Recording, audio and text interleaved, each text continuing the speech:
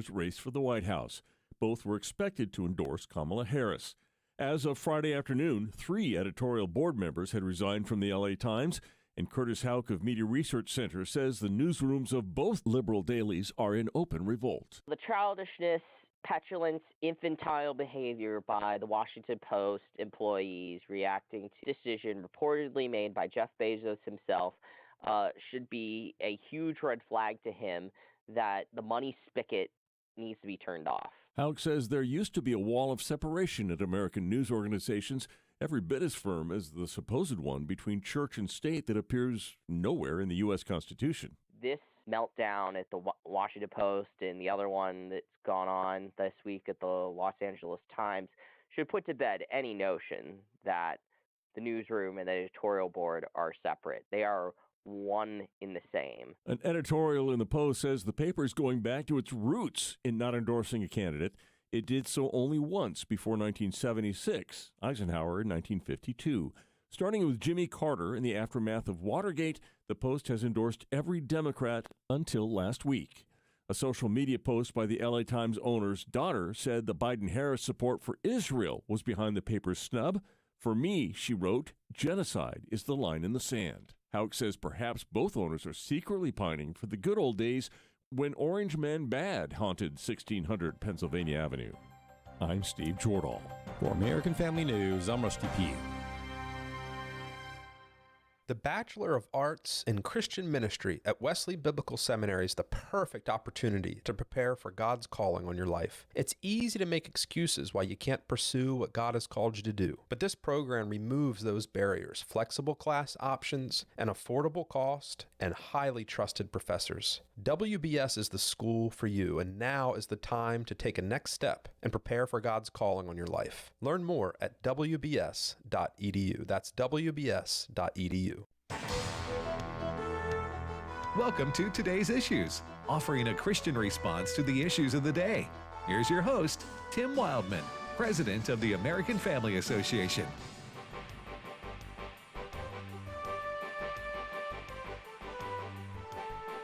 Hey, good morning, everybody, and welcome to Today's Issues on the American Family Radio Network for this Monday, October the 28th, 2024.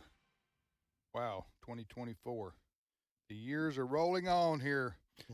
Joining me in studio is Fred Jackson. Good morning, Fred. Good morning, Tim. Chris Woodward. Good morning.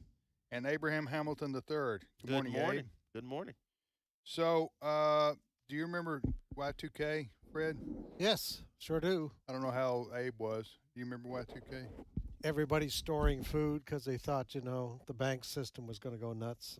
Yeah, what about you, Chris? Were you born? Yes, I was alive. I had, believe it or not, I did not have gray hair then. I was 17, 18-ish, somewhere around there. Yeah. I remember it. I was in college. Yeah, Everybody expected Y2K? all the computers to stop working. Yeah, I had a friend tell me, I said, do you think, this is before it happened, but leading up to it, like a month out, and I said, do you think this is going to be as bad as they say it is? And he said, oh, yeah, it's going to be, the world's, basically, he was telling me the world's going to end, so I said, okay, well, I'll go get 2 weeks worth of dry food rations or whatever we got back in the, And anyway, I still got those. You're still good. Yeah, it's pork and beans. Mm-hmm. And you think that's still good, Fred? Or sure, go for it. There's enough sodium in there, you're fine. Anyway, I was just saying, it seems like Y2K was about 4 years ago, and it was actually 24 years ago. So I was talking about the years roll on. All right, a lot to talk about today with our guest here. Abe will be with us for a few minutes here. I invited him in about 30 minutes ago. I said, can you join us? Because I wanted to talk about something. We got a lot of news stories to talk about. We got the Trump rally at the Madison Square Garden. We got the election a week from tomorrow. We've got what Israel's doing to just to borrow from Bachman Turner Overdrive, taking care of business, for those who remember the rock group from the 70s. From Canada. Taking care. Are they from Canada? Really? Yes. Okay. Yep. Taking care of business. Classic song there. Well, that's what Israel's doing with the terrorists in that region of the world. We're going to talk about what they've done the last 24, 48 hours. Israel has. So a lot to talk about, but Abe, I wanted to have you on because I wanted to talk about the election coming up a week from tomorrow. Okay, we talk about this maybe often on American Family Radio, but still, I don't think it can be emphasized enough. What is the perspective of someone who is a Bible believing Christian on elections? Are we to participate in elections, or is just whatever will happen is God's will, and so there's no regard for elections? Should we taint ourselves with worldly politics, which is electing people to office we don't necessarily agree with theologically, sometimes politically? How do you sort all that out? Yeah. That's a lot of stuff to digest. It's a lot of stuff. I'll try to do it as succinctly as I can. First and foremost, Jesus gave his disciples the Great Commission as Jesus the Republican. Right? No, Jesus, Messiah, King, Lord, Savior, Judge of the earth. My bad. No. Okay. Yeah. And that is to go into all the world, make disciples of all nations, right? That's what Jesus instructed. Jesus also gave his instructions in Matthew 5 in the Sermon on the Mount to be salt and light and to put the light on the lampstand. You are the salt of the earth. You are the light of the world. A light is not to be put under a bushel, but to be put on the lampstand so that the light gives warmth and illumination to all that are in the house. Then, so you have those pillars of Christian responsibility. Then you have the reality of Acts 17, what the Apostle Paul conveyed to the Stoic and Epicurean philosophers in verses 26 to 28, that God determined before time the boundaries of our habitation and the times in which we would live. So the fact that you and I are here today, we're all here in 21st century, we are citizens in America, born and raised I was in America, is not something that I decided. That's a feature of God's divine providence and his assignment to me, which creates the context that God expects me to obey his Great Commission and what I call the salt, light, and lampstand duty that God gives me. The Lord could have very easily made me a Christian in China in 21st century. He could have made me a Christian in Iran in the 21st century or the 16th century or other centuries. So the God that I serve is not surprised that he planted me in a country that is a constitutional republic with democratic features with the responsibility of, yes, making disciples, being salt, being light, and putting the light on the lampstand. Putting the light on the lampstand includes using everything at our disposal to elevate the truth of the King of Kings and the Lord of Lords that we serve. Within that ambit, we have the wherewithal to create the environment and, dare I say, the policy that would allow us to execute the Great Commission. The most important thing for a Christian is executing the Great Commission. The second most important thing in our particular context is keeping the freedoms available to do the most important thing. So if we abdicate the context that God has given us, it's actually a despisal of his divine assignment for you and me. The Lord expects no different from you and I than what he expected of the Apostle Paul. The Jewish rabbi, lawyer, Apostle Paul, knowing the appellate laws and the rules of citizenship for the Roman Empire, took full advantage of his Roman citizenship and the appellate laws in order to get access to Rome. Why did he do that? Well, it tells us in Scripture very plainly. Even one of the magistrates said, man, the guy was arrested on false charges. If he hadn't made it his appeal, we'd have to let him go right now. But Paul had already told you in Acts 22, 23, 24, 25, and 26, I'm not only willing to be arrested for the cause of my Christ, I'm willing to give my life if necessary. It is because Paul used the fullness of his citizenship and his awareness of his appellate rights that we have verses like Philippians chapter 4, verse 22, when Paul says, the saints of the Lord Jesus Christ greet you, including those among Caesar's household. How do we have believers in Caesar's household?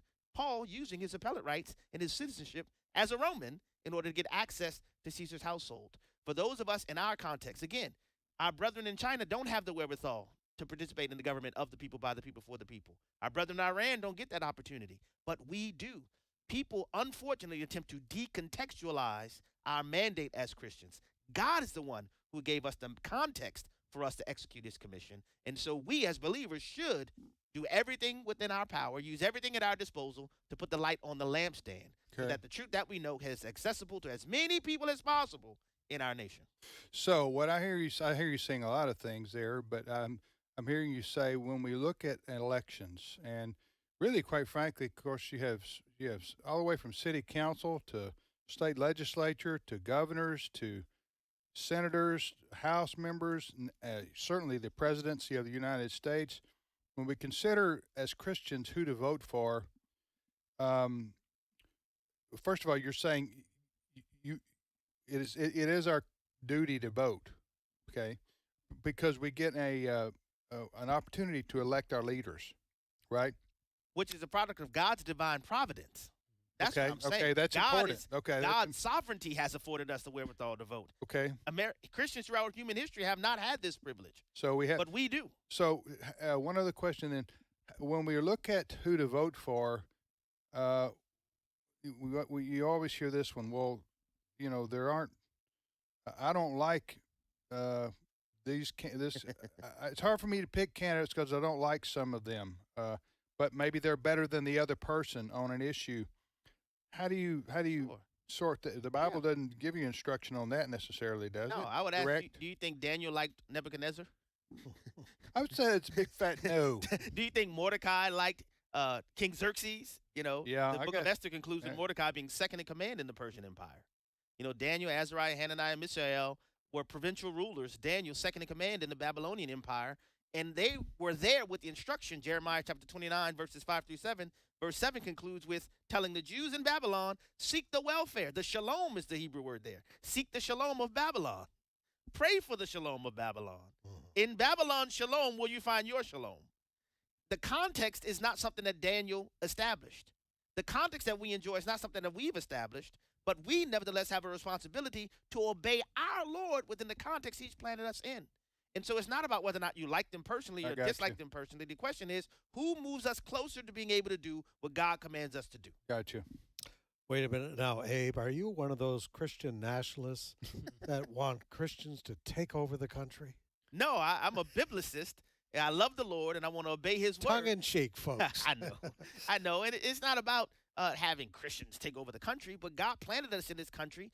The Lord said of his church that it is to be the pillar and ground of truth. That's what the Lord said of his church. Yeah. He desires for his bride to bear his influence where he plants us. And that is what God desires for us in our nation. Amen. I asked that question because it keeps popping up in secular media. Has a warning, watch out for those Christian nationalists. They want to take over the country. No, Christians just want to say like every other group.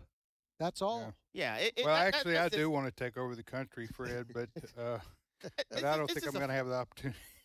Go ahead. That is just a pejorative and a flat lie because they don't care about Christians influence the country as long as the influence is going in the direction that they want. Right. That's why you have Kamala Harris showing up at Jamal Bryant's church in Georgia. Yeah, exactly. And these people. Yeah. You have Democrats in pulpits all over the country. It happens all the time, and you never see anybody saying that's Christian nationalism. It's only when a Republican or a conservative goes to a church and speaks that it becomes a violation of church and state. Exactly.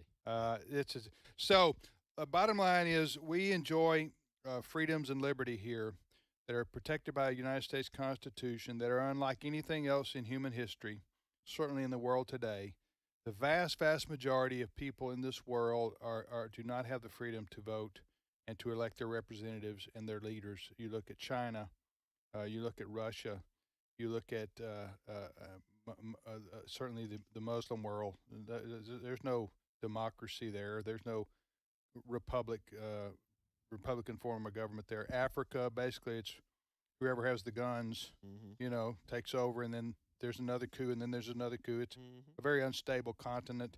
Central America, same way. South America, maybe South America as a whole, maybe has more like we do here in the U.S. But I'm just saying there's nothing like what we have in this country.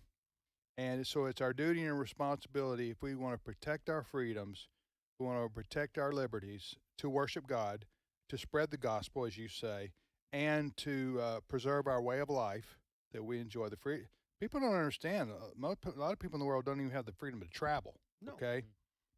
The freedoms and liberties in our way of life and the economic prosperity, the educational opportunity, the access to health care, this is why people come here by the millions, because it's the envy of the world and still is.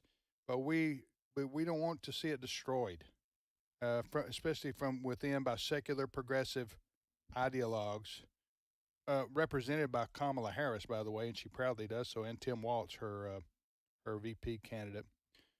So anyway, I just wanted you to speak to that, the responsibility of Christians to vote, We don't always have a perfect candidate, but we can vote for the person who best reflects our values and who will protect our freedoms and our liberties. And I would say who best supports policies that allow us to do what God requires of us. Amen. Bingo. Bingo. It is resources. Even when you get down to fiscal issues. Somebody asked me, we need to separate morality from policy. I say, how can you do that? How can you do that? Why is it wrong for you to take your neighbor's property? Because it's a fundamental morality notion. The ability to even have resources is something that God divinely provides to allow us to do what he calls us to do. And so now I'm aware that if your focus is solely civic, Paul's sole responsibility wasn't civic engagement, but civic engagement was a part of it that allowed him to do what God called him to do, just like it should be a part of what Christians do in our country. Yes, vote, but also evangelize and proclaim the gospel. But in order to be able to do that, we have to be able to do so. As Jack Phillips, what policies he'd prefer. Yeah, man. As Baron L. Stutzman, what policies he'd prefer. And it's just, that is loving our neighbors enough to allow them to have the wherewithal to obey what God commands us. Amen. All right, brother. Thank you. What are you gonna got any guests on this afternoon? Or? No guests. Okay. We Okay. may visit a little bit of J.D. Vance's wonderful soiree with Jake Tapper. Yeah, we're over going the to do that weekend. too. So, So all right. it was So pretty thank fun. you, Abe. All right. Appreciate it. That's Thank you. Abraham Hamilton III. Abe is heard each afternoon from 5 to 6 o'clock on the Hamilton Corner. So tune in this afternoon, again, 5 to 6 o'clock Central Time for Abe's show. All right, Christopher, we got the big rally in New York City over the weekend. We Is that right? do, and we have stories about this on AFN.net. Headline being thousands show up for huge Trump rally in deep blue New York. Building off of that, the New York Post today, their cover article says MAGA Square Garden, and it shows the crowd there at MSG and a picture of Donald Trump speaking to the audience. Here now is a compilation of various things that Trump said, and I have more. But buckle up, or settle in, I should say, and listen to a little bit from Donald Trump here, talking to the crowd, large crowd, at Madison Square Garden. Clip 1.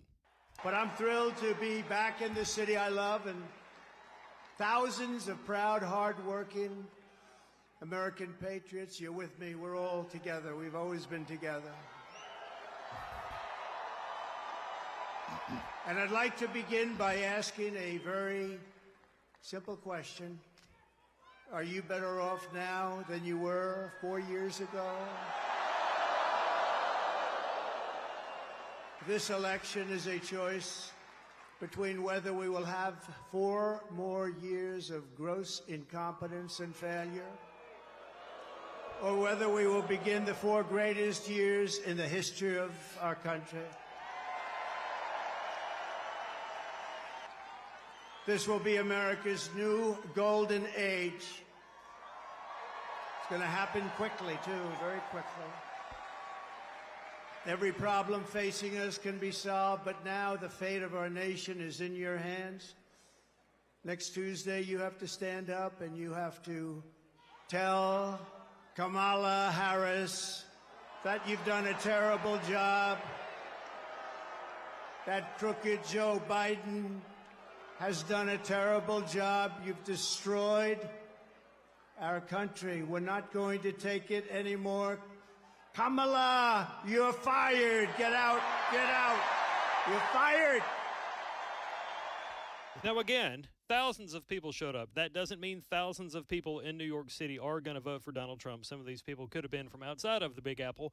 Nonetheless, that was a huge rally in a place, in a state that Reagan last won in 1984. Yeah, that arena is one of the most well-known places in the world, Madison Square Garden. 20,000 people, I think, it seats, and that's how many packed in to hear former President Trump and the rally there. Some might ask, well, why do a rally in a deep blue state? Because while it was a huge rally, Trump has no chance to win the state of New York, and he knows that, and it really doesn't matter because no Republican does.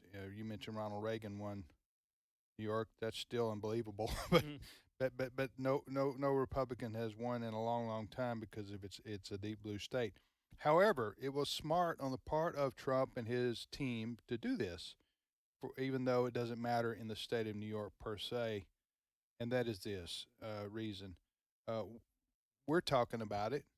And when people do things in New York City, especially with Trump being from New York, he's from Queens, that it's the it's the media capital of the world, and so when you do something like this, it gets exponential media coverage in the U.S. and around the world. So it was good for him to do this.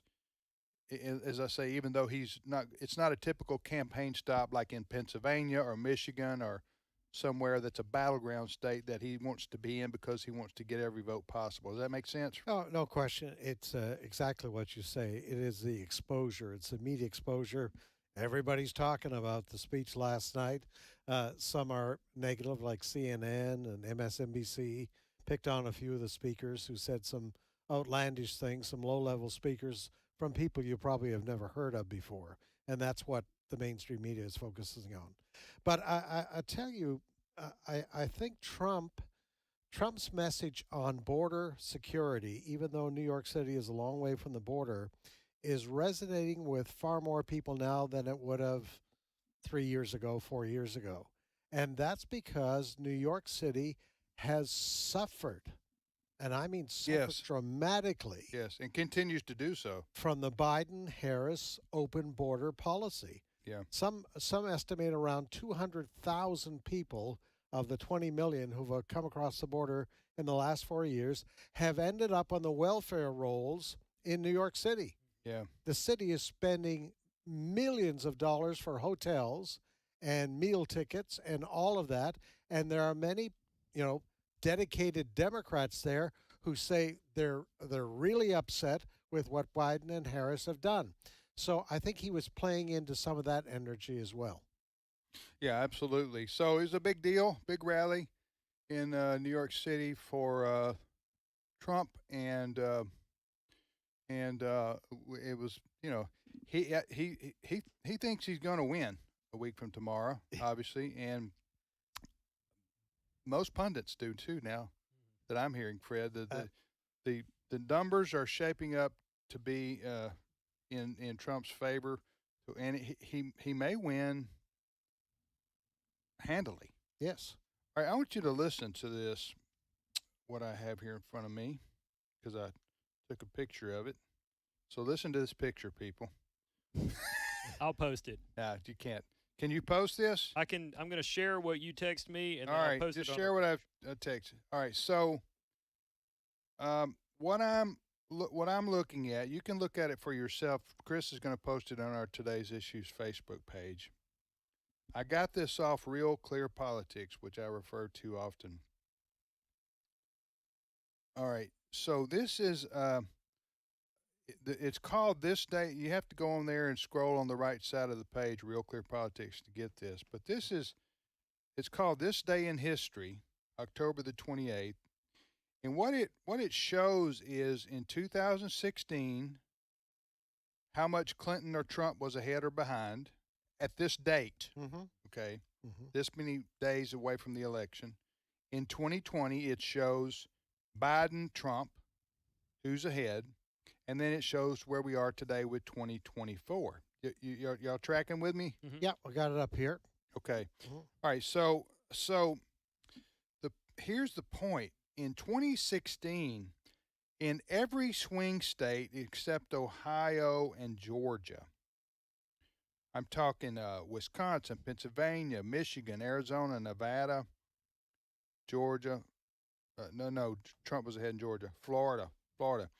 Anyway, they showed Hillary Clinton ahead. Yep. Okay, in all these polls leading up to 8 days out from the election. Yep. You got me? Mm-hmm. Right. Move to 2020. Oh, well, let me just make this. So in 2016, we know what happened. Clinton was ahead in all the polls, and yet Trump won. Okay? So there was a hidden Trump vote that wasn't accounted for in the polling. Okay.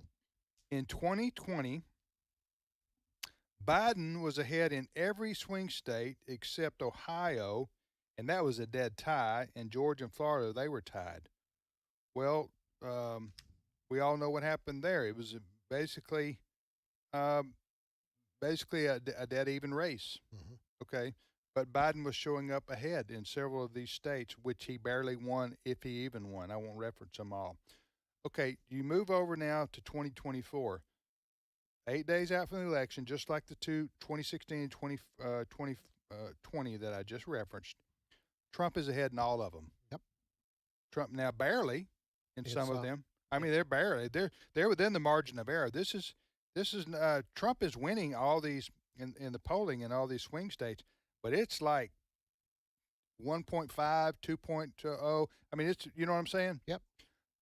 But the point of me bringing this up is, if 2024 plays out like 2020 and 2016 did, Trump will win by more than he's ahead in these polls by maybe 2, 3, 4, maybe even 5 points. Yep. That would be the trend. Is that, you follow me there? Absolutely.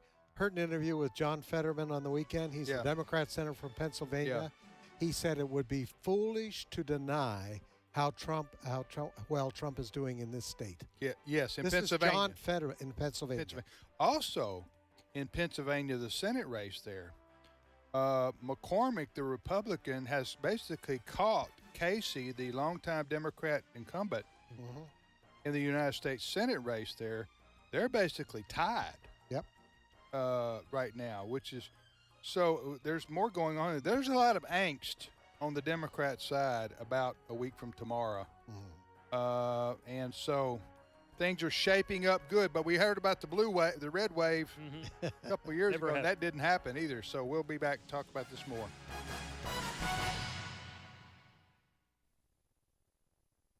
It's my turn. Here is your host for My Turn, Don Wildman. Sometimes as we travel down life's road, the going gets rough. The sailing isn't always smooth on the sea of life. Sometimes it gets kinda bumpy. There are 3 things we can do in life when the going gets rough. One thing we can do is to resign. And you'd be surprised at the number who take this course of relief. They will lead the parade when the going is easy and smooth and everything is in good order. Yes, sir. They'll strut high and mighty as long as there's a band playing and the streets are lined with folks shouting hoorays. But let difficult times set in, and they're nowhere to be found. Usually those who resign when the going gets rough are those who come in for purely selfish reasons. They only wanted to get something for themselves, not willing to make any sacrifice and not desiring to make the road any smoother. They check out when the going gets rough. Another thing we can do when the going gets rough is to become resigned. Did I pronounce that right? Let me say it again. Another thing we can do when the going gets rough is to become resigned. We can cry and weep while repeating the worn-out phrase, "Well, it has always been this way and always will be this way." And I guess if it's left up to them to change matters and make them better, they're right. Things always will be this way, for they certainly aren't going to put forth any sweat to make them better. It takes no great effort to accept things as they are and not try to make them any better. We can become resigned real easy. And a great advantage to this is that we can quit without checking out. We can stay in and do nothing. Seems to be several of those folks around, doesn't it? I said there are 3 things we can do when the going gets rough. The third thing is this: we can become re-signed. I borrowed some money from the bank once. My note was made out for a year. At the end of the year, I had paid most of the note back, but some of it I had to carry over. A new note was made, and I had to re-sign it. The old signature was no longer any good. Many of us need to get a fresh signature on our credentials. Once I had to go to a notary public to get a paper notarized. I noticed that on the notarization, the notary public had written, "My commission expires on," and it gave a date. You know, perhaps we're operating under an expired commission. Maybe we need to re-sign. When the hard times come, I want God to know He can count on me. He didn't run out on me when the going got rough. He stuck it out, even to the cross. And it would be mighty little on my part if I backed out on him when the going got rough. I want him to know he can count on me when the hard times come. When the going gets rough, we can resign, become resigned, or we can re-sign. Those who resign or become resigned never help the cause. Those who re-sign do. Take up your pen and put a fresh signature on the dotted line of life. This has been My Turn with Don Wildman, a production of the American Family Association. Jesus said, "Let the little children come to me, and do not hinder them, for the kingdom of heaven belongs to such as these." Matthew 19:14. American Family Radio. This is Today's Issues. Email your comments to comments@afr.net. Past broadcasts of Today's Issues are available for listening and viewing in the archive at afr.net. Now, back to more of Today's Issues. Hey, welcome back, everybody, to Today's Issues on the American Family Radio Network. Thanks for listening to AFR, Tim, Fred, and Chris. Hey, real quickly, we have our tour dates set for 2025. So there's 3 different tours that we're doing. Christian, we call them spiritual heritage tours, but they all are hosted by yours truly and my sons Wesley and Walker, and also my wife Allison goes usually, and Stephen and Beth McDowell of the Providence Foundation. Stephen is a historian, and so he adds so much to each tour with the he knows the people, the places, the events, and he gives talks everywhere we go. So these tours are more than just, hey, look at that, isn't that nice? And then we move on to the next thing. No, we tell you the story behind the monument, or the place we visit, or the person we're discussing in these various places that we go. So here are the tours. We're going to go to, we always go to Washington, D.C. and Mount Vernon. So we tour our nation's capital. And then there's another tour of Colonial Williamsburg, Jamestown, and Yorktown. So much history there in that triangle in Virginia. And then we've got a new tour that we're doing, we've never done before, thus new, Boston and the surrounding area there. All the history there in the Boston area, not just Boston proper, but the Boston, Massachusetts area, Ed's old stomping grounds. So we're going to do that this year. The Freedom Trail, there's just so much to see there. Concord, Lexington, we're just Quincy, there's so much there. So if you want to learn more about those tours I just told you about, you just need to go to spiritualheritagetours.com. And the dates, the itinerary, the cost, everything is there. We're going to Boston a year from now, October a year from now. We already got people signing up. Perfect time. Yeah, great Fall weather. color tours. That's right. Oh. That's the reason we're doing it. Yeah. And we have so spiritualheritagetours.com is the website to see everything about all the tours that I just mentioned there coming up in 2025. So check it out and sign up and go with us.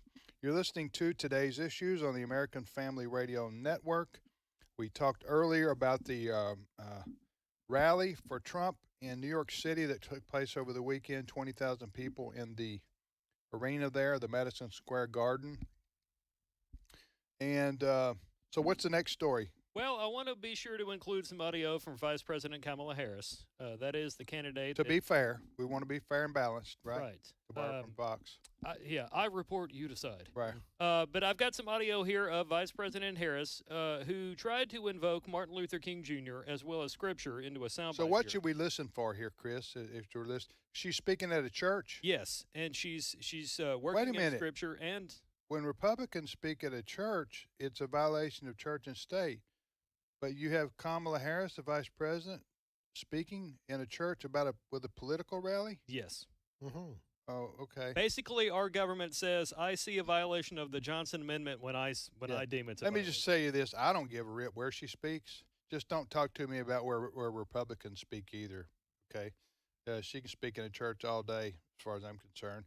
But anyway, so she was speaking at a church. But what you're about to hear, the reason I say let's pay attention closely, because is this where she starts to try to sound like Martin Luther King Jr.? Yes. Yes. So she's doing sort of an MLK Jr. impersonation. Yes. Okay. That's and don't take my word for it. Okay. America. Let's hear this. Clip 11. Weeping may endure for a night, but joy cometh in the morning. The path may seem hard, the work may seem heavy, but joy cometh in the morning, and church morning is on its way. She's quoting scripture there, right? Yes. But she's impersonating basically a civil rights legend. Yes. Martin Luther King Jr. What was the context? Was there any more context to what she was saying there? Basically, she's referring that she is the morning, and we need to put her in the office because she is. Has morning broken? I just wonder if morning is broke. Right. Well, this continues on her campaign tactic that this election is about freedom and democracy and joy. Whereas if we put Trump in, she says it's going to lead to hatred and fear and tyranny. I don't think that's working very well for her. Polls would show it's not working very well for her. Yeah. During her visit to this church, may I just quote from some of the other things she said? She drew on a story of the Apostle Paul. And she said, in hard times when we may grow weary in doing good, we must remember the power that works within us, the divine power that transformed Paul's life, guided him through shipwreck, and sustained him through trials. Well, she has some biblical knowledge. But as I was reading this morning, I wonder what the Apostle Paul would say of her support for abortion. And I think I know the answer to that. I wonder what the Apostle Paul would say about her support for transgender rights. And this is, it kind of really irks me when you have someone allowed to go into a pulpit knowing for what she is running on. Mm-hmm. And she is running strongly on abortion rights, the right to kill unborn babies. And the pastor of that church, W. Lonnie Herndon, welcomed her. He's the church's senior pastor. Welcomed her into his pulpit. Mm-hmm. Where was this? This was it is the Church of Christian Compassion in Philadelphia. Yep. I have posted a link to the speech on our Today's Issues Facebook page for anybody that wants to watch it in its entirety. Yeah. All right. Well, she's out there. Harris is out there, trying to make her pitch to the country, and Trump is as well. And I know we'll be glad when this is over. Huh? You've been talking to my mom. Yeah, every January of an election year, my mom says, and I quote, "I'll just be glad when it's over." I know. Well, it's just, I know it's just. I don't want to diminish the importance of it, but it's just exhausting. I think for most people, just one. I know it is from my email inbox. And people get my wife gets texts 5 times a day. Get tired of the ads. Ads, yeah. Mm-hmm. So it's just, you're just ready. Okay, let's get it over with. Mm-hmm. Let's decide one way or another. And I think most Americans have made up their minds. Oh, I agree. Yeah, I agree. I think this is just a general sense I have reading the political news and the surveys and the polls. Okay, this is just an observation. I think what's happened is basically Trump and Harris were tied until the last month. Maybe Trump was behind a little bit. Mm-hmm. But in the last month, which they say this is a lot of Americans who don't follow politics that closely, they wait till like 3 or 4 weeks before an election to finally start focusing in on the issues and who they're going to vote for. These are the undecideds, which let's just say there's 20% of Americans who a month ago were saying, I don't know who I'm going to vote for. Mm-hmm. Okay. They have broken in the surveys and the polls, they've broken in favor of the former president. Okay. So whether that holds up next week, when we get the final results in, who knows? But at least for now, the thinking is that Trump's going to win. Yeah. Right.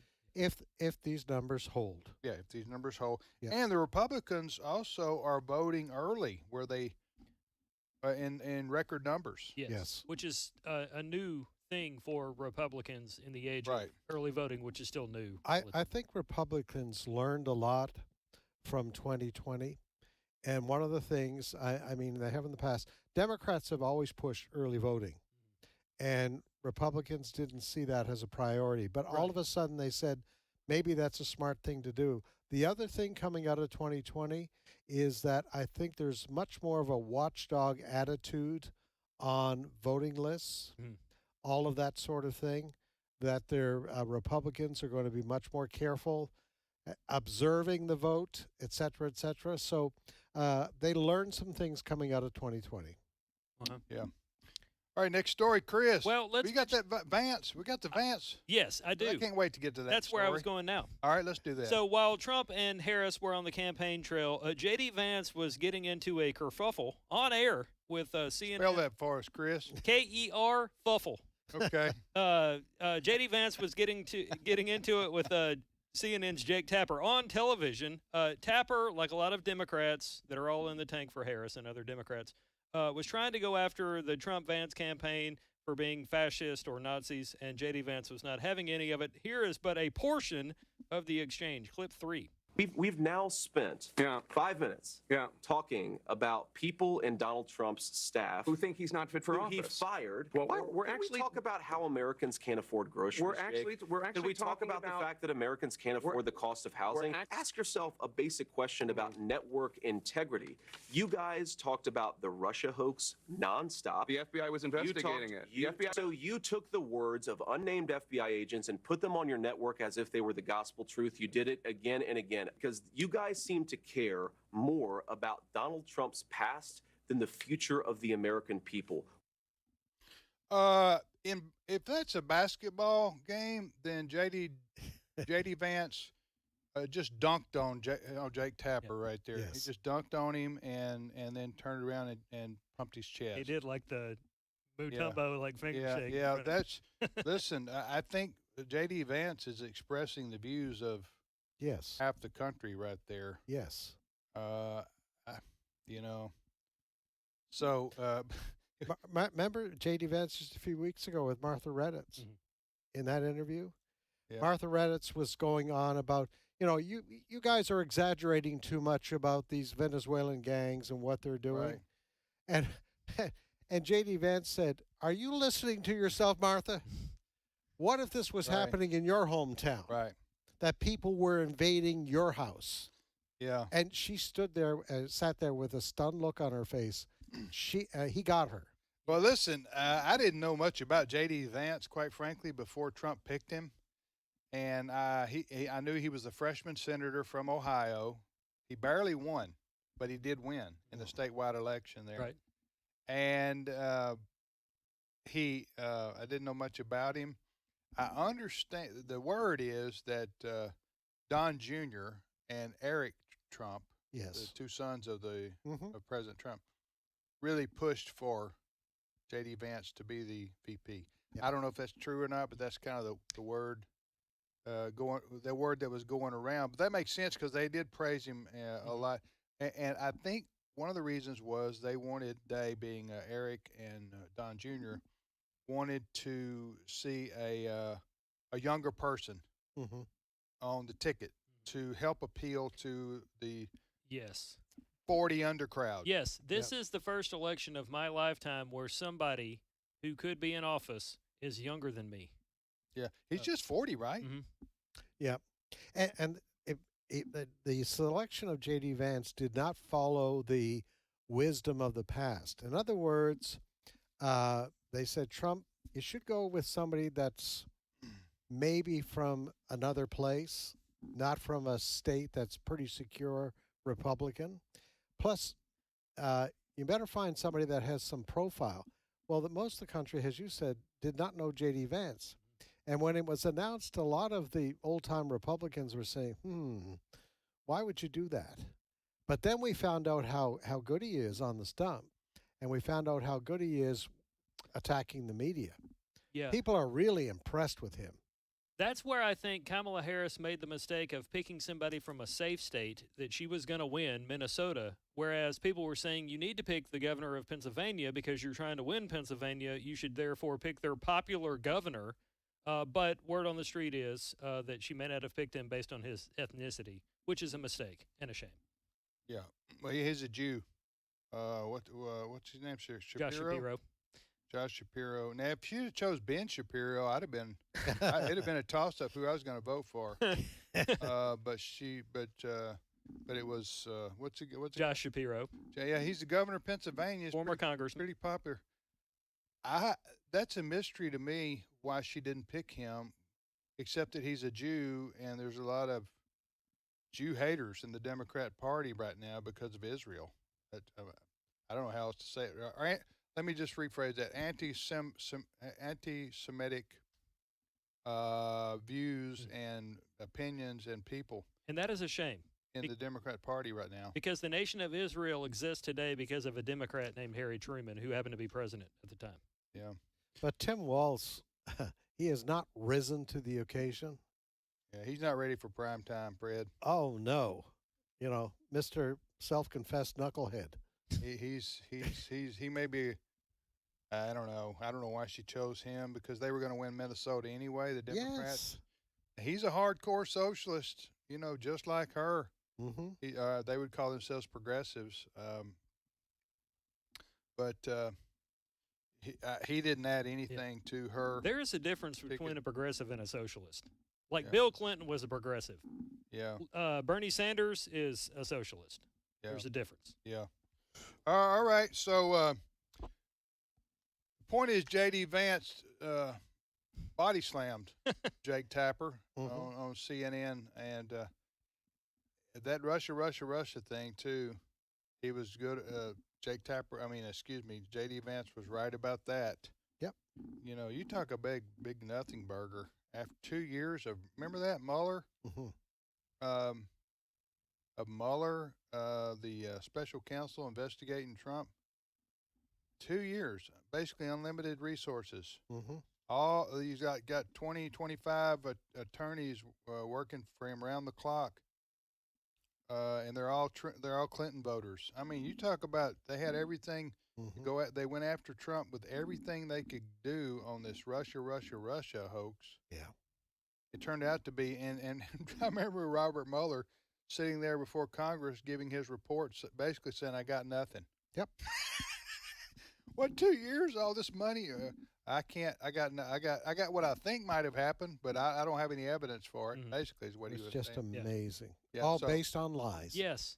Based on lies. Well, it was meant to kneecap Trump, Right. And his administration. Do you remember, I think we talked about it at least on this show, but you had people like Joe Scarboro that were like hanging a portrait of Robert Mueller like in their office, like he was, going to save America based on his report, which turned out to be nothing. That was pathetic. When he testified, and as I say, basically it got down to it. He said, "No, I got no hard evidence for the claims that Russia influenced the election through the Trump campaign." And then of course they tried to spy on him too, or they did spy on him. Remember that? Mm-hmm. So it was just a big. I think a lot of people who support President Trump remember those things, and they view that as very unfair.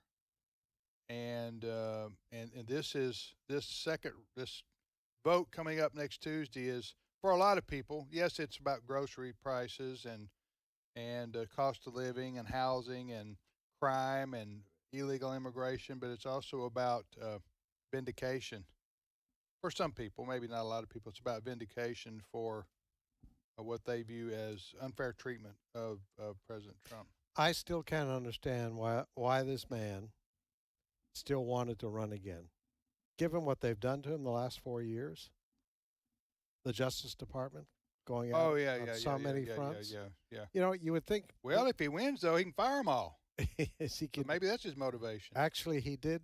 What he said last week was a He can't fire the Georgia or the New York. Those are state cases, but he can fire Jack Smith, I think, day one. Oh, he said he would in Oh, 2 you seconds. think so? I think Oh, so. yes. Oh, yeah. I'll share the link again. Yes. What? Of him saying he will fire. He'll also Jackson. let all the J6ers will be let out. I think most of them, yeah, for sure.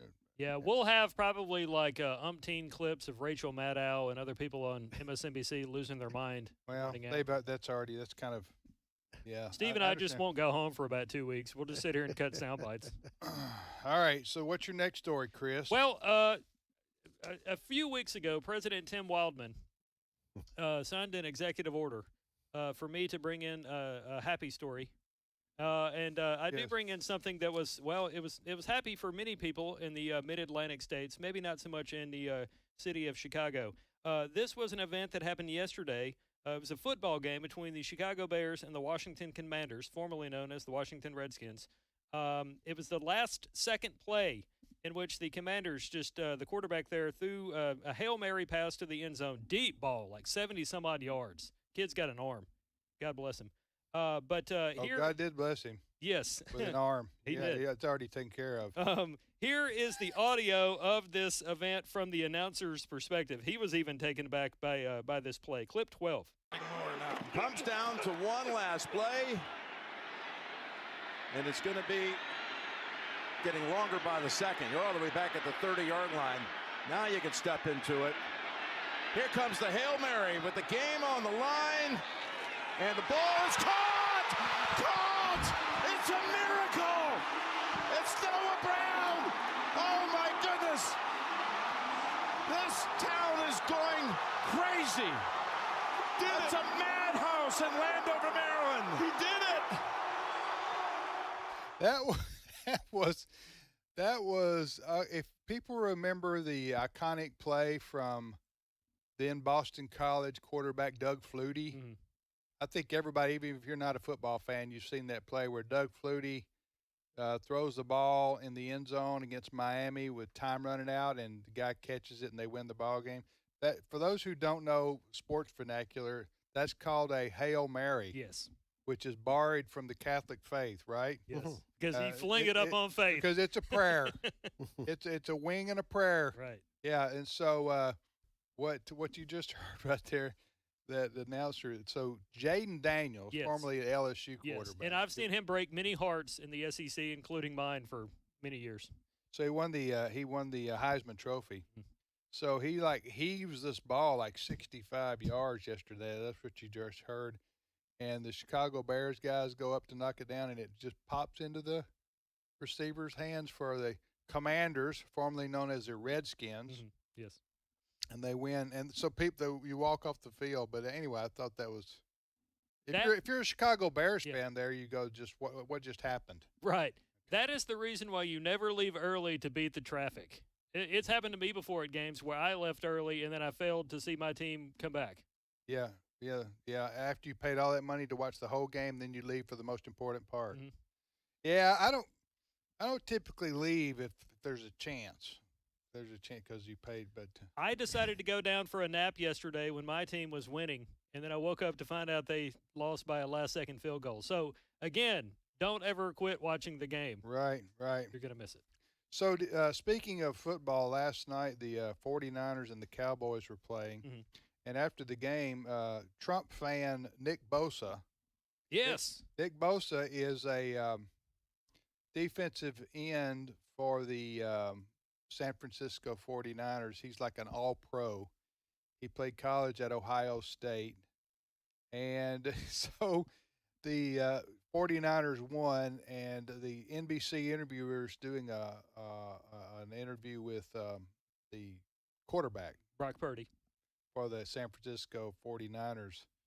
And so Nick Bosa puts his MAGA hat on and runs out there behind the interviewer, sort of what do you call that when you try to upstage? You photobomb, sort of? Mm-hmm. So he's sort of photobombing his teammate, Purdy, that's his name, while he's the quarterback, while he's being interviewed with a MAGA hat. Yes. And so Nick Bosa, That's a lot of free advertising there to millions of people. Mm-hmm. Of course, I don't think that Nick Bosa and his MAGA hat would be well loved in the city of San Francisco itself. Probably not. But they don't mind him sacking the other team's quarterback. No. So, hey, you know, so there's some diversity. Yes. In the NFL, some players are for Trump. I guess some players are for Harris, although I don't know who they are. Yes. I am looking at a story right now. Some various news outlets are reporting that Bosa could actually face some sort of NFL punishment after a gate-crashing interview wearing his MAGA hat. Yeah. Did you see this, Fred? No, I did not. Yeah, watch this. All right, people, talk amongst yourselves. Yes. While Fred watches this. So while he's doing that wasn't a red hat, though. What kind of hat was that? that? It's a white hat that says "Make America Great Again" in gold Oh, it's letters. a white hat that says "Make America." Yeah, you can hardly They read got them it. in different colors now. Okay. Okay. Gotcha. So anyway, the reporter didn't look too pleased. There you go. I don't know if the Cowboys will ever beat the 49ers again in the history of the world. I don't know if the Cowboys will beat themselves. Duly noted. As a Cowboys fan, I don't know what to tell you. It's been 30 years. Huh? Long 30 years since the last time they won a Super Bowl. 96 was the last one they won. All right. So we shall return. Thank you, Chris, Thank for you. all your many contributions to this program this hour. We shall return momentarily with more of today's issues with Steve Paisley-Jordahl. Stay with us.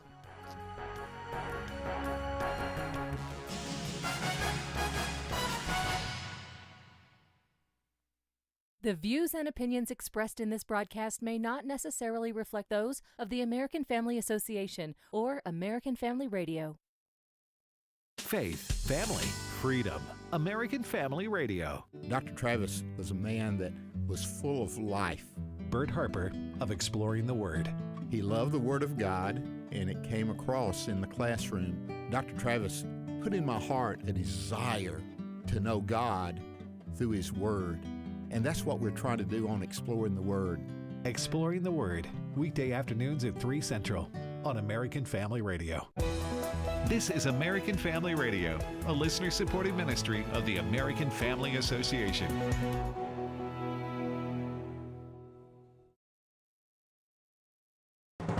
American Family News, I'm Rusty Pugh. Down ballot races in New York could decide leadership in Congress. Chad Pergram explains from Capitol Hill. Both parties are in an empire state of mind when it comes to control of the House. New York features 6 swing districts. The GOP flipped several of those from the Democrats 2 years ago. Democrats stumbled badly in New York House races in 2022, even though the top Democrats in both the House and Senate hail from New York. Had Democrats performed better last time, they'd hold the House majority today. Democrats believe New York GOP members are out of step when they align themselves with former President Trump. Even though New York is not in play at the presidential level, the performance of former President Trump could bolster New York Republicans down ballot. Former President Trump holding a rally in New York City's Madison Square Garden as Election Day approaches. New York Congresswoman Elise Stefanik explains why she thinks Trump has a chance of picking up her state this November. New York has decayed under the weaponization of Alvin Bragg, Tish James, and the horrible leadership of Kathy Hochul. You have the crime crisis, the illegal migrant crisis right here. So it is the epicenter of just the far-left radical failed Democrat policies, and President Trump has earned historic support. North Korean troops are joining Russia's war in Ukraine, according to NATO. NATO says some of the North Korean troops have already been deployed in Russia's Kursk border region, where Russia has been struggling to push back a Ukrainian incursion. NATO Secretary General Mark Rutte called it a significant escalation in North Korea's involvement in the conflict. The deepening military cooperation between Russia and North Korea is a threat to both the Indo-Pacific and Euro-Atlantic security. It's a win for Russian President Vladimir Putin, who has sought help from North Korea and Iran in the past.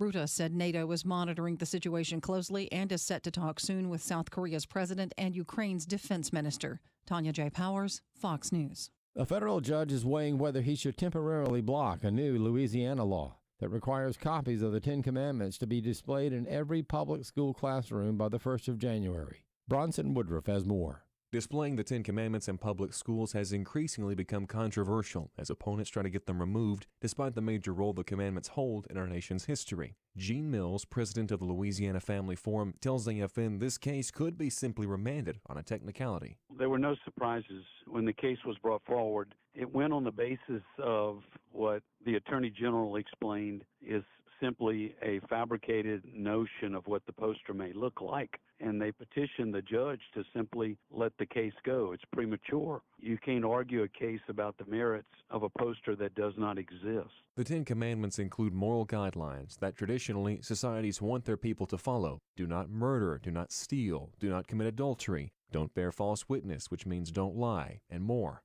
So why are these people opposed to teaching these moral guidelines to young people? Mills said that's a good question. It's 10 simple principles for a successful life. And it was given by the lawgiver, Moses, who was recognized from our founders in both a historical and secular context. I suspect that the argument will be that it's the establishment of religion, which we both know not the case.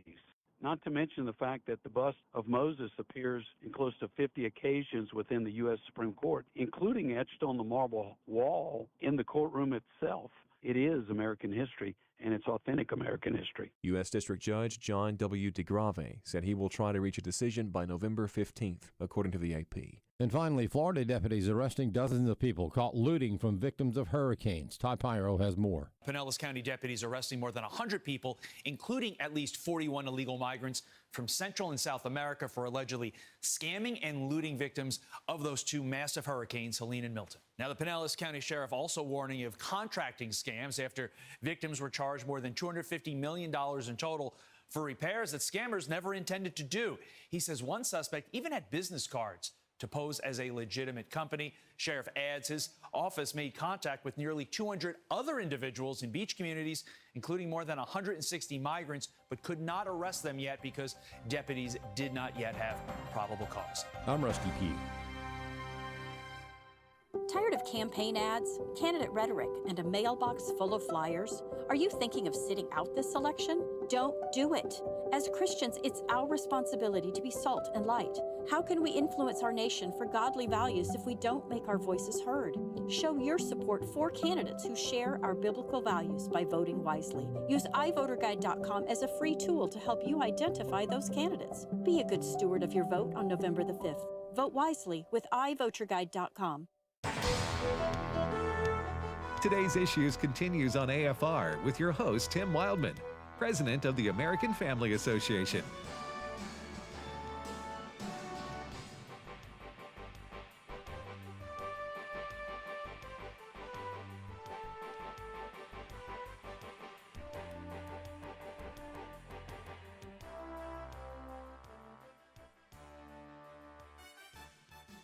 Hey, welcome back, everybody, to Today's Issues on the American Family Radio Network.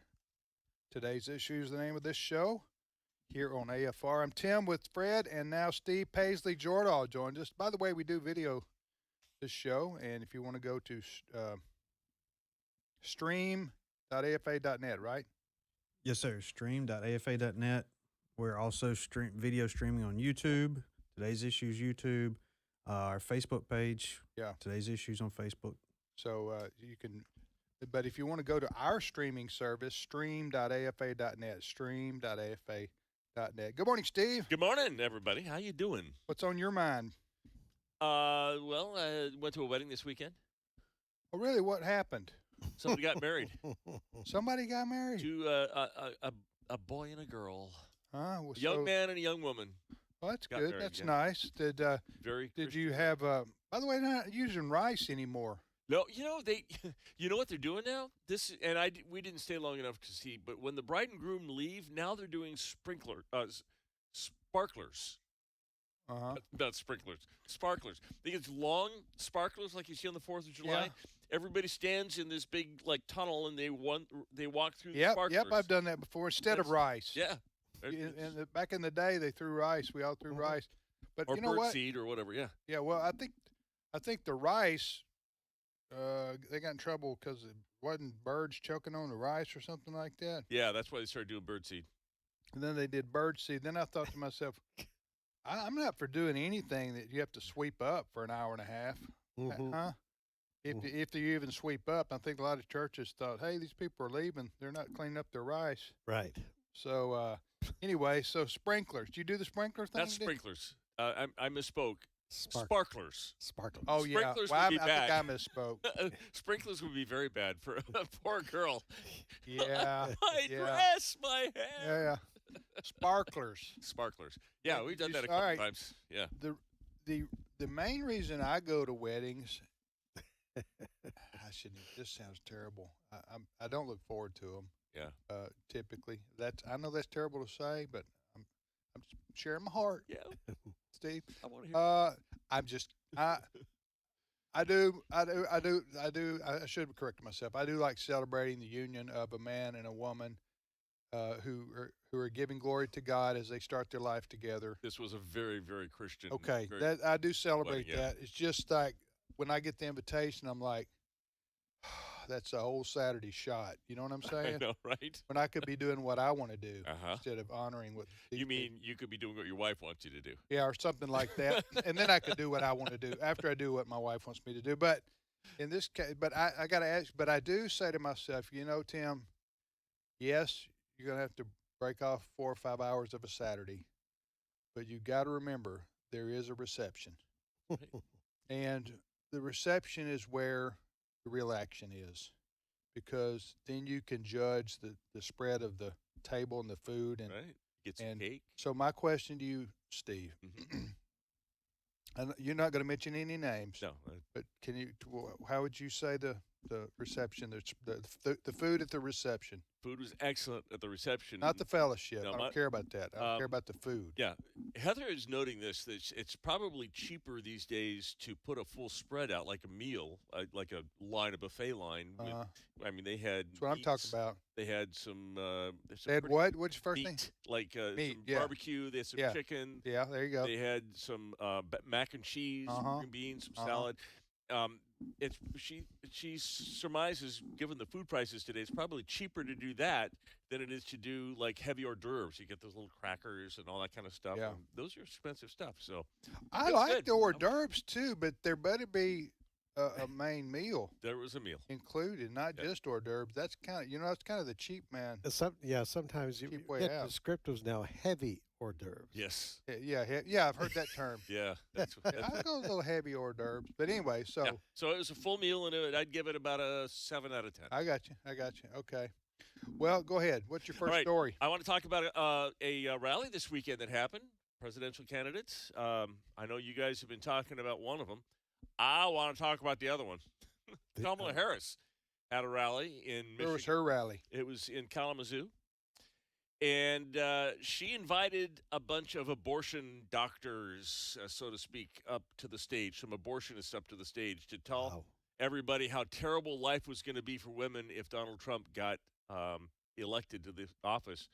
I've got a video I'm going to describe as we're playing it, but basically the doctors were up on stage when somebody off stage left yells, "Medic! Medic!" The doctors kind of stops. The guy at the podium says, "I think someone needs a medic over here." And then all of them, 10 or 11 of them, stand around looking at each other like, "Is someone going to do something? Somebody needs medical help over there." Most hilarious thing you've ever seen. Doctors standing around when somebody needs medical help and they don't know what to do. Well, it's maybe funny, but it's not funny to the person in need of help. It's not funny, but it's so typical of the abortionists who don't know really anything except taking life. They're not sure how to save it. But let's listen to cut 16. Necessarily becoming ill and dying. Now you're going to hear somebody say, "Medic, medic." Nationwide, I think someone needs some medical assistance over here. Now the doctors are all standing around looking at each other, looking in a circle. Says, "Anybody going to help this poor person? Anybody going to help this poor person? These are doctors." You know, in the first hour, we talked about what Kamala Harris did yesterday. She went to a church. So on Saturday, she has an event in Kalamazoo, Michigan, where she invites abortion doctors to the stage, doctors who take the life of the unborn. And then she is welcomed at a church in Philadelphia the next day. Yes, so she it's more than just freedom of choice. She's celebrating abortion. Yes. If you're calling abortionists up on the stage and you're cheering them, and their occupation is to dismember unborn babies in the womb, and you're cheering on that, you're celebrating that, that is horrific. Wow. To say the least. And what you're saying is, though, she can be celebrating abortion and then be invited to a church. Less than 24 hours later, that's she is despicable. welcomed at a church. Yeah, that's, yeah. Mm. All right, next story. All right, some interesting things happening in the world of journalism. Two of the major newspapers in this country, the Washington Post and the LA Times, have decided, getting rid of several years of tradition, not to endorse a presidential candidate. The LA Times decided first, and then the Washington Post a day or so later decided we're not going to endorse a candidate. It has the newsrooms in full revolt. Many people there, editors and reporters, resigning. The others apoplectic about this turn of events. In both cases, management, the ownership. One's Jeff Bezos. The other is an Asian guy that owns the LA Times, and he and they both kind of said from on high, we're not going to endorse. We don't really know exactly the whole reason, except we do have a clue. The daughter of the owner of the LA Times wrote this. She said, for the support of the paper for Israel, the LA Times support for Israel is, the Harris support for Israel, as tepid as it is, the Biden-Harris support for Israel is her red line. She says, for me, genocide is the line in the sand. That's why they're not. That's why the LA Times did not endorse Kamala Harris, because the administration she works for somewhat supports Israel. You know, we've done interviews as to why we think the newspapers did this, and people have various opinions. First of all, let's say if they were going to endorse, they were going to endorse Kamala Harris. For the LA Times, in Kamala Harris's hometown, Los Angeles, the editor, the person in charge of the editorial board quit, and two others now have quit out there over this. But I had to laugh at some of the journalists who were upset about this at the LA Times. They said, well, we present neutral points of view on our political coverage, which is a total joke. But I think the owner of the LA Times also said what he wanted to do was set up strengths and weaknesses of both candidates. He wanted to run a page, strengths and weaknesses of both candidates, and they wouldn't have that. The journalists who said, you know, that we cover the campaign from a neutral point of view didn't want the paper to set up on its editorial page strengths and weaknesses. They thought that was a sellout. Likewise, the Washington Post, Jeff Bezos owns the Washington Post. The Amazon founder. The Amazon founder. Some people were speculating he has some contracts. This is what they're speculating with the federal government. He believes Harris is going to lose, and that's why he put a stop to endorsements this year. Huh. Yeah. Who owns the LA Times? The LA Times, it's a tech investor from Asia. Let me get his name. You don't know his name? I do. I didn't. LA Times owner. Okay. You're not going to recognize the name, but he's very rich. His name is. The reason I asked, Jeff Bezos is known around the world. Yes. Yes. You know, he's the Washington Post owner. His name is Dr. Patrick Soon-Shiong. He used to live down the street from me. He might have, yeah. Before he made his money, No, I he was in remember him. Mississippi. Yeah. He and his wife, nice people. Ooh. Kept their yard to a T. They moved to L.A. So then they bought the paper there. Yeah. That's been a while. You could have bought it. Stayed in touch. No, well, yeah. I just. So here's the situation: the Washington Post and the L.A. Times, two of the largest newspapers in America, very liberal. Very liberal. Very liberal, and they're not endorsing Harris. Mm-hmm. They're not endorsing Trump. They're not endorsing Harris. So something's going on there. There's a reason for that that we don't know exactly why. Well, you may have hit the nail on the head. I think for sure they believe Harris is going to lose. Yeah. And also there's, these big newspapers are losing money like crazy. That's true. And they're trying to regain some credibility with a broader audience. Yeah. And so I think that could be one of the reasons. Newspapers are just fading away. Yeah. We all of us in this room, we grew up with newspapers. Yes. And now they're just, I think the digital age is just taking its toll on the print media. I also grew up with paper maps. Remember going? Well, yeah, Rand McNally. Get on the way Right. of paper maps. So was the newspaper. So, I studied journalism in college. I mean, I was in the newspaper business, not as an owner or even I was the editor of my campus newspaper, Sports, but I worked in the newspaper business as a writer back when newspapers were still a big deal. Yeah. But now, they're what used to be 30 pages of a local newspaper is now down to 15. Yep. Right. And then 4 or 5 of those pages are either real estate ads or local car dealership ads. And if you didn't have those ads, you wouldn't have a newspaper at all. Mm-hmm. The newspaper fills a void or a space in journalism that nobody else really fills, which is a written record and usually published with a day or at least half a day of perspective. So with TV, you can get a camera right out there and you can show, but then it's gone. I mean, you can record it, but it's gone. And then with radio, the same thing. We can have sound. We can be immediate. Breaking news. This has happened.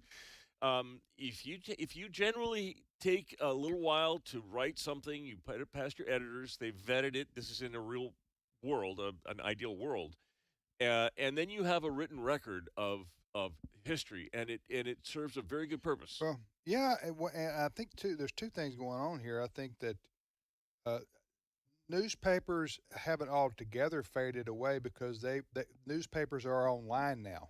Yes. Mm-hmm. So while their print reach is down, their online reach is up, right? But I don't know if it all equals out in the end or not. They're losing money. They're still losing money. They're still losing money.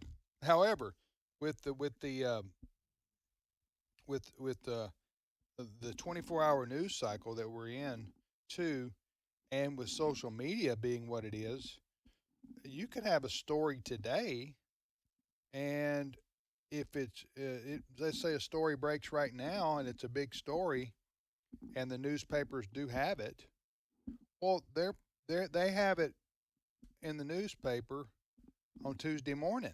Yeah.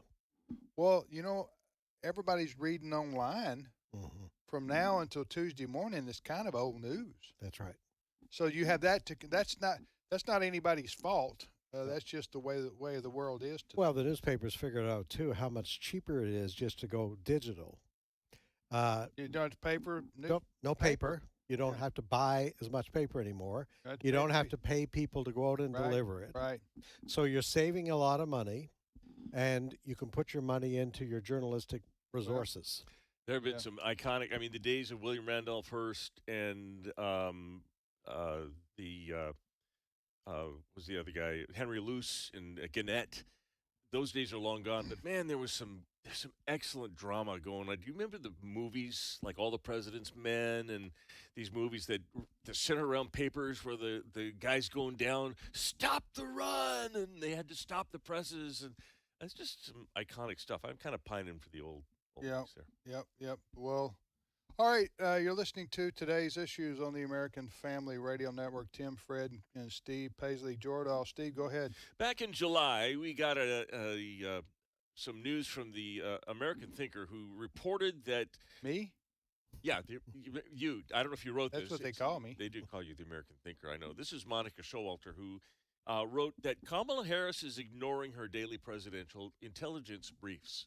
that she's even showed little interest and at times asked the people to stop delivering it to her. She just was not interested in what was going on. But it turns out that this article was wrong because the New York Times is reporting that she ordered a review of said intelligence briefings to find out how they are portraying women.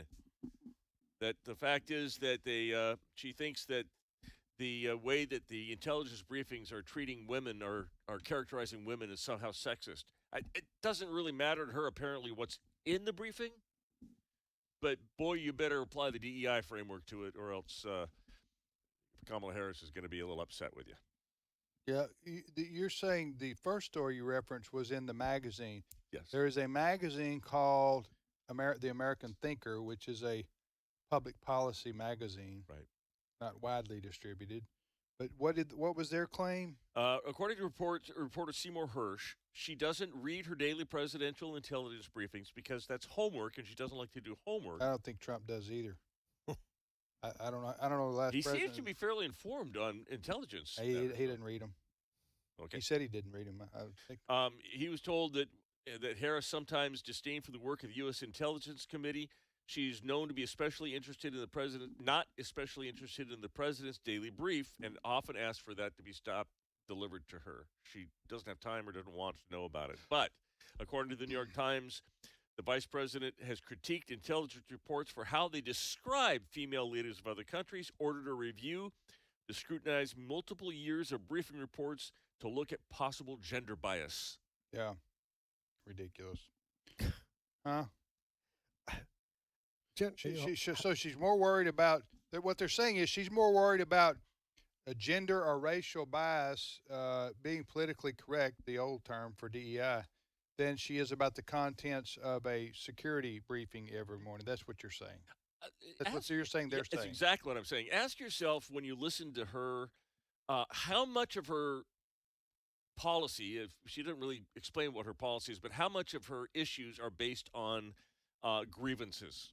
Well, She's going after listen, the reason the Democrats are losing primarily right now, the presidential election, and who knows what will happen next Tuesday. I don't know. I think Trump is going to win, but who knows? I'm just saying if the Democrats had chosen a reasonably sane, politically, person that could communicate and was viewed as a centrist, I think they would be winning. I think they would be winning this election. But because they chose, that's my opinion, okay? You may disagree with that. But because they chose such a pathetic candidate in Harris, who even the Democrats didn't want, she didn't even make it to the first Democrat primary. She had to drop out because she was dead last, like among 10 of them. Remember that? Mm-hmm. So she was not, the Democrats didn't want her. The Democrat voters didn't want her.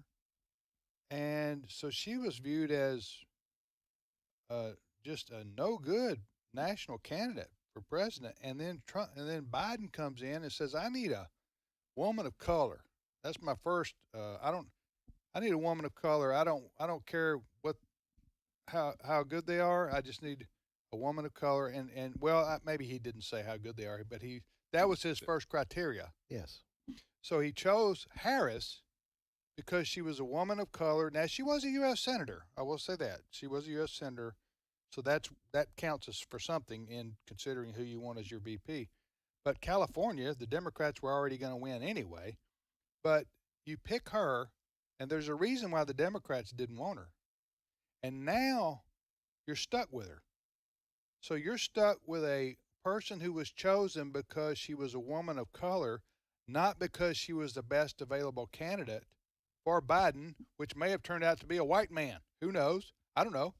Or a woman. Who knows who would have been better? Well, I can name you 4 or 5 or 6 people right off the top of my head who would have been better than Harris to be the VP. But he chose her because of her gender and her ethnicity. And here you go.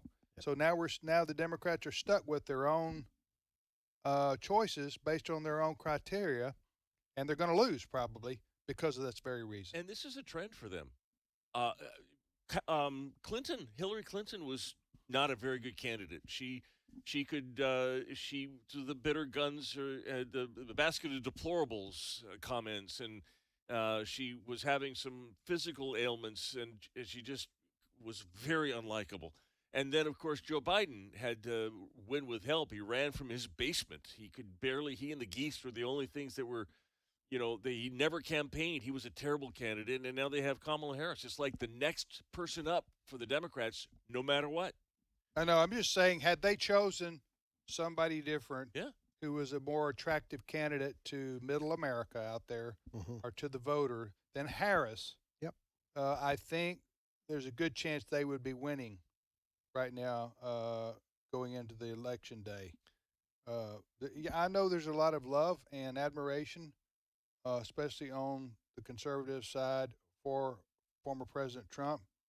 But there's also a lot of people in this country who don't like him for various and sundry reasons, or his personality and what happened post-election. I mean, people may say, well, that's overblown. Well, yes, it is, but for a lot of people, it's still a strong consideration.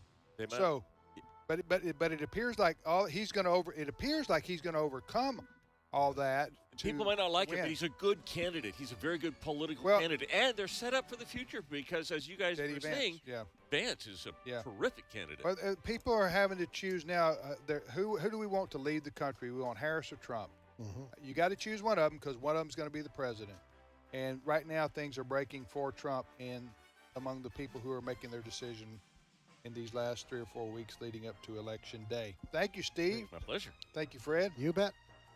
Our thanks to Chris and Abe and Brent Creeley, our producer. We hope you have a great day. Keep listening to AFR. See you back here tomorrow.